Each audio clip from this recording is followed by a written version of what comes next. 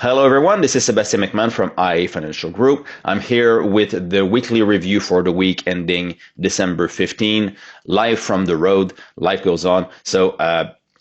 Look at this week's markets at the close on Thursday. As you can see, a rally in everything during the week. Very strong returns for bonds, for equities, for Canadian dollar, euro, gold, name it.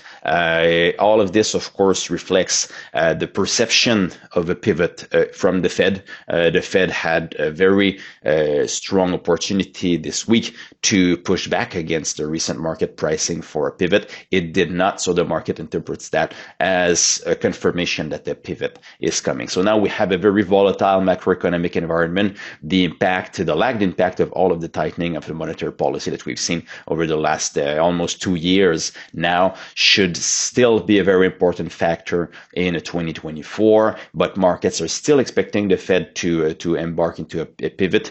The market is making a very big bet in terms of the size of the pivot. And how many cuts will we see in 2024? More on that in a few minutes. But we have seen the financial conditions drop in November at the fastest pace since the announcement of quantitative easing during the 2008-2009 great financial crisis.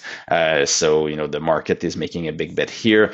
Market rates have fallen quite a bit recently. Stock market very strong. If you look here, NASDAQ will likely end the year around these levels here, so 40% return on the year. There's still 2 weeks left on the year, but still markets were very strong. Bonds for a while during the summer and the fall were seeing some risks that maybe we could end the year in negative territory, but the recent rally now gives us very healthy returns for bonds in 2024. So being fully invested in a diversified solution in 2023 was the way to go. Now that we've seen this, rally in everything that has accelerated over the last few weeks or months, well, now we're looking at 2024 with a look on valuation. So there might be some issues with valuation of some asset classes early in 2024. So being selective as the year starts is going to be important. But for now, momentum is very strong. Valuations are still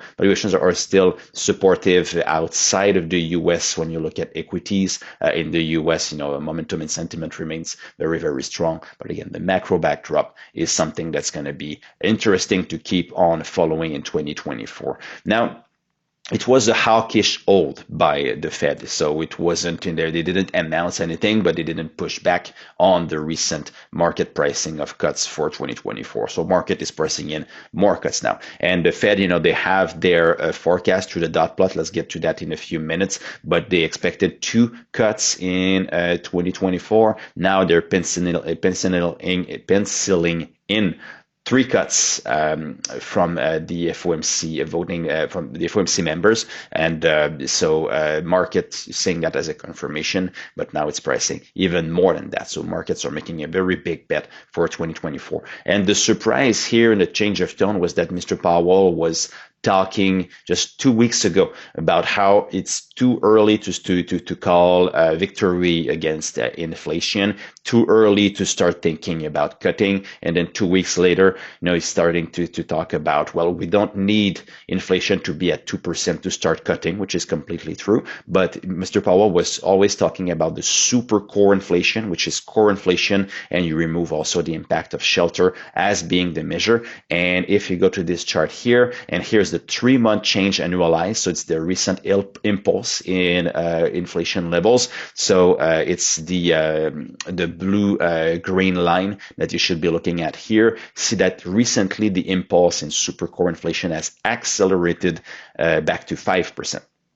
So it's kind of surprising to see this argument being left on the sidelines after this being such an important argument through the year. Now Mr. Powell is talking about disinflation being in the pipeline, and it's true. If you look at the PPI, for example, you see that there's some disinflation in the pipeline, but the timing of all of this is interesting. It feels like the Fed is just folding in front of market pressure here. So what do we have now? It's always about what's in the price. Well, if you look at the dot plot here, you see the Fed is seeing 3 cuts in 2024. At least that's the median forecast of the members of the FOMC committee. After that, more cuts in 2025, 26, 27. That's the green line. The white or gray line here is what the market's pricing. Market now is pricing 6 cuts. So that's a very big bet here, and which could continue to lead to some volatility in interest rates and in markets in general in 2024. Or if the forecast from the market turns out to be,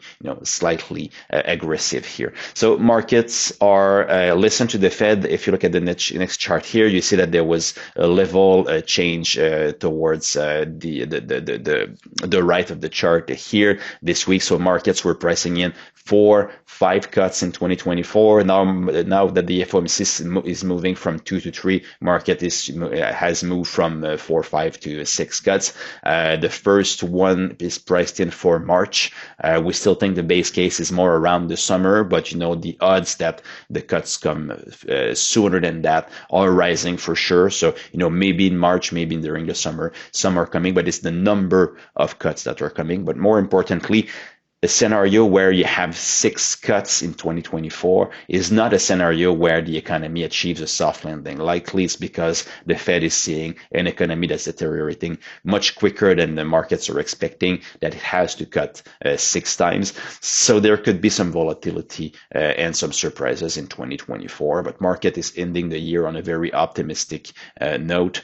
Again, valuations might be an issue when we start 2024. We need to recognize momentum is very strong here. Sentiment is very buoyant. When you look at the macro backdrop, there are some reasons to be careful. But for now, being fully invested, this is how we're positioned in our funds, is the way to go for sure. And being selective early 2024 based on valuations also should be a winning strategy.